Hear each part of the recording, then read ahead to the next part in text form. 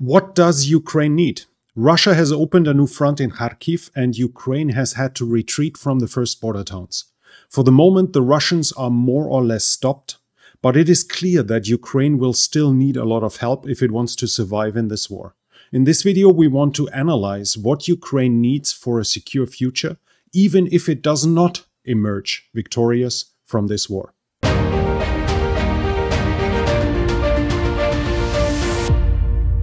This video is sponsored by MyHeritage. As someone who has studied history, it is only natural that I'm also interested in it, and of course my own family history. Before I registered with MyHeritage, all I knew about my great-grandfather was that his name was Professor Gombert. It was here on MyHeritage that I finally got to know his name, Karl Johann Albert Gombert. I was also able to find out where his daughter, my great-grandmother Clara, was born, Königsberg, and where she got married. Being able to tell my father that I was able to find out about his grandmother was a really great experience. But that's not all. My family tree already contains 45 people, a good part without me even knowing about them.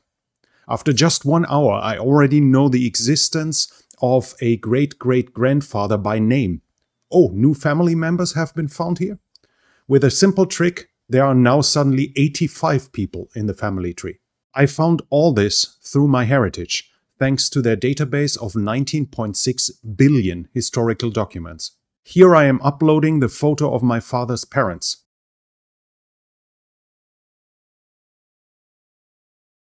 Now the picture is in color and I can even animate it. If you are also interested, you can sign up for a 14-day trial using the link below. Even though the US has finally passed the bill to support Ukraine with over $60 billion a few weeks ago, this is anything but a sustainable perspective for the country. Russia wants to subjugate the country, while the overwhelming number of Ukrainians want membership of their country in NATO and EU. The fresh Russian offensive seems to have lost its momentum for the moment and has largely stalled. Of course, Russia can add reserves, but for the moment the situation is stable. However, it must be admitted that Ukraine is not on the road to victory at the moment. Long-term aid on a large scale would be necessary for Ukraine to win. This is not currently the case. Although the US has allowed the transfer of F-16, it has not yet delivered any itself. A package of 60 billion will cover Ukraine's need for this year, but whether there will be another such package in 2025 is written in the stars. Yes, it seems unlikely at the moment. The question must be allowed as to whether even this package will be sufficient to enable Ukraine to achieve victory. At the moment, no significant production of large-scale military equipment for Ukraine has even begun, apart from air defense and artillery munition. Without serious effort to equip Ukraine not only with the bare essentials at the moment, but also to ensure its long-term supply and enable it to achieve material superiority as quickly as possible, the reconquest of Ukrainian territory, including Crimea, will become a fantasy. Russia's depots will not last forever either, and from the end of 2025 this should slowly make itself feel on the front, with less large-scale equipment appearing there. If you accept that the war could last even longer, then Ukraine will definitely have a realistic chance of victory on the battlefields if the West gets serious. But if Ukraine does not receive the necessary material supplies to win the war by military means, by throwing the Russians out of the country, then fighting on as an end in itself cannot be a concept. So one has to ask how a peace can be found that does not end with a Ukrainian capitulation. In this video, we want to address this uncomfortable topic, not because it is necessarily the probable outcome of the war, but because there should also be an idea of what a bad outcome might look like. Even if I would like to emphasize once again that a military victory of Ukraine is still a realistic option, I do not yet see the necessary steps being taken by the Western industrial powers. So if we assume that this pessimistic view becomes reality, what is an option for Ukraine? As soon as a military victory becomes increasingly unlikely, you have to face the truth and look for an alternative. Again, a military victory is still possible. It is just not inevitable. However, the goal for Ukraine must be to have a secure future as an independent state. Of course, a loss of territory is a defeat, but one that other peoples and states have already survived. Finland is certainly the most prominent example of how a country can lose not just one, but 2 wars in a row against Moscow and still emerge as a free, independent state. In the Winter War, the Finns put up so much resistance that they not only prevented a puppet government, but also escaped with relatively few territorial losses. To outside observers, the horrendous Soviet losses in 1939 and 40 almost looked like a Finnish victory. In the continuation war alongside Germany, Finland threw the Soviets far back, only to march to defeat alongside Germany. However, it was the Finns' reluctance to advance too greedy into Russia between 1941 and 1944, on the one hand, and their bloody experience with Finnish troops during the Winter War, on the other, that enabled Finland to emerge with just a black eye. As a result, Finland was able to build a democratic state that established itself as a capitalist and pluralist system alongside the overpowering Soviet Union. The only price Finland had to pay was Finlandization. It refrained from pursuing a foreign policy that would provoke Moscow, while at the same time fully gearing its military to defend against the Soviet Union should it attack again. Now, 80 years later, Finland is part of NATO and the European Union. Before even discussing a permanent solution that is not a capitulation of Ukraine, it must be clear that the Russians must first be stopped. Russia wants to dominate Ukraine for historical, cultural, and geostrategic reasons. Located in the North European plain, the very existence of a non-Russian or non-Russian controlled Ukraine is a strategic threat to Russia, as the first geographical hurdles for an invasion force are only the Carpathian Mountains. This is where Ukraine differs from Finland, which at best had the Karelian Isthmus as an invasion axis for an invasion of Russia, and this fell to the Soviet Union with the Finnish defeat. So if Ukraine is not to capitulate, it must first minimize Russian territorial gains with its military resistance and stop the Russians, and do so sustainably. Then, with the help of Western weapons, Kiev must show the Russians that excessive greed makes no sense, as the Finns did in 1940 and 1944. That would be absolute conditio sine qua non for a peace that is somewhere between the subjugation of Ukraine or its complete victory. Under the impression of, if we have to, we will continue to fight and you will be sorry for that, Ukraine will not be able to avoid making concessions, but it can keep them within limits. As von Clausewitz wrote, war is politics by other means. A political goal, no, the political goal of the Ukrainian government must be to enable its people to live in freedom and security, which is only possible without living under Moscow's yoke. The question of where the country's borders are is of course not unimportant, but it can hardly be the all-important question. After 2 years of war, territorial losses but freedom would probably be the clearly preferable choice for most Ukrainians over territorial integrity as Putin's puppet, if those were the only 2 alternatives. So how could Ukraine secure itself? What would it need? It will need seaports for an economic future, so abandoning Odessa will not be justifiable. Major Ukrainian exports are general cargo, which can only be traded economically by ship.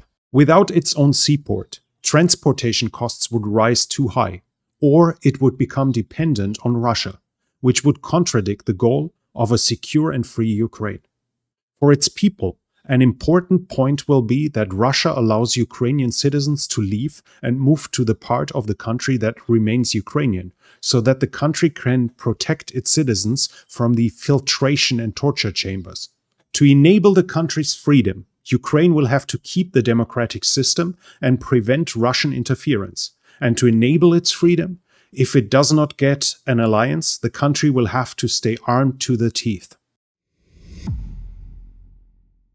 So would NATO membership be a solution?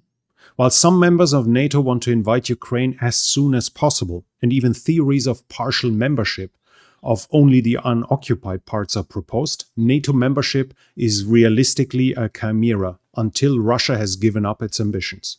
First of all, it is important that the fighting stops. It is completely illusionary that Ukraine can join without a ceasefire. To this end, however, it must be ensured that the ceasefire or peace does not end with Ukraine's total defeat. For Russia, there is no reason for serious negotiations as long as the fortunes of war have not turned decisively against Moscow and the home front continues to participate in the ongoing war. Ideas that Ukraine could be admitted to NATO as long as an unresolved conflict with Russia is still smoldering are simply absurd. A frozen front can thaw at any time, and a Ukraine that lays claim to territories then held by Russia also threatens to trigger a new conflict at any time. Article 5, which only applies to Ukrainian-held territory, is also not a solution, as it A. could lead Russia to strike out again before ratification, or B. could at least theoretically tempt Ukraine to provoke a new conflict in order to regain its territory with NATO's assistance. In both cases, the risk is too high for Ukrainian accession to become a reality. Something comparable may have applied to West Germany, but here NATO troops were already on the ground.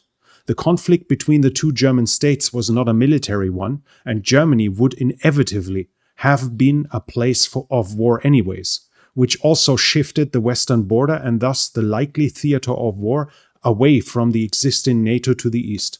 And NATO West Germany would therefore have changed nothing for NATO except that hundreds of thousands of German soldiers would have also been involved in the fighting on NATO's side. It is therefore simply unrealistic to believe that every single member of NATO will agree to Ukraine's accession as long as Russia wants to conquer the country and has nuclear weapons. However, unanimity is a necessity for accession.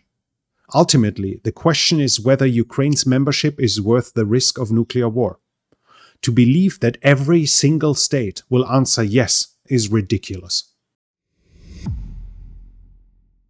If NATO membership is not the solution, how can Ukraine secure its future? Basically, there are two options. Option 1 would be for other, sufficiently powerful states to conclude a bilateral defense agreement with Ukraine. Without NATO membership, states would have to be found that want to conclude ratified promises of mutual assistance. The most likely candidate is the United States. Alternatively, an alliance of European states would be conceivable, as no European state is currently strong enough to deter Russia on its own. However, it seems unlikely that France, the UK, Poland, the Czech Republic and the Baltic states, for example, would want to commit to going to war against Russia because it wants to move its borders again. The US, on the other hand, has a defensive alliance with Japan, and while the US protects Japan, Japan, for its part, does not need to provide military assistance in the event of a US war. In the current situation, however, it seems very unlikely that such an alliance will pass through the US Congress, regardless of which of the two parties has a majority. A Ukraine that no longer achieves a military victory and sees no chance of NATO membership or a bilateral assistance with the US will have a Finnish situation at the best possible outcome. Like Finland in 1944, a Finlandized Ukraine can survive as a free state after territorial losses if it has used its weapons to dissuade the Russians from the idea of subjugation. To achieve this, however, Ukraine will first have to thwart the Russian plans militarily, which urgently requires Western help. Only when Russia's cost-benefit calculation works out against future territorial conquests can Ukraine seek a peace that avoids capitulation. Only by avoiding capitulation will it be able to pursue an independent foreign and domestic policy, which necessarily requires a military component. Its foreign policy can, like Finland's during the Cold War, be pro-Western, but avoiding provocation of Russia as far as possible. Finlandized Ukraine will have to concentrate on strengthening its economy, but at the same time, like a porcupine, it will have to deter the big Russian bear from making any further attempts. To do this, it must achieve peace negotiations that avoid military restrictions beyond the stationing of foreign troops. If Russia is able to assert itself and limit Ukraine to a military of just 85,000 soldiers, as planned in the 2022 negotiations, which is also unable to buy weapons abroad, Ukraine would effectively be a puppet state.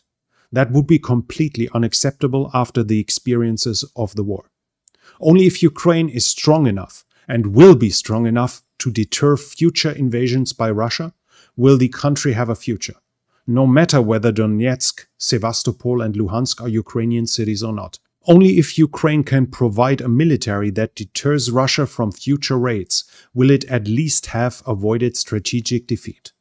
To achieve this minimum goal, however, a lot of Western help will be needed, along with firm commitments for the future.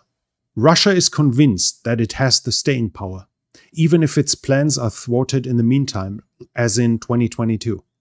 It will see no reason to abandon its far-reaching plans to subjugate Ukraine. It will only abandon these plans once it has been stopped, and further guaranteed arms aid makes a renewed advance unrealistic, even after a few years of patience.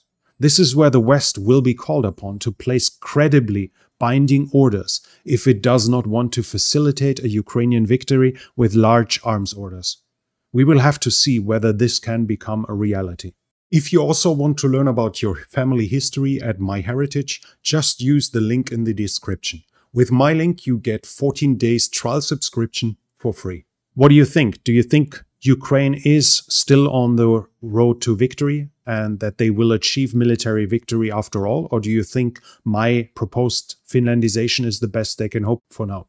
Leave your comment in the comment section. If you liked this video, please give it a thumbs up. It really helps with the algorithm. And if you're new here, I would like to invite you to subscribe to the channel and hit the bell icon so you don't miss future videos. This channel is only possible because of the support of viewers like you. If you like to support the channel, you can do so by the means in the description. Thank you very much to everyone already supporting this channel. And that's it from me for now. Thank you for watching and I'll be back.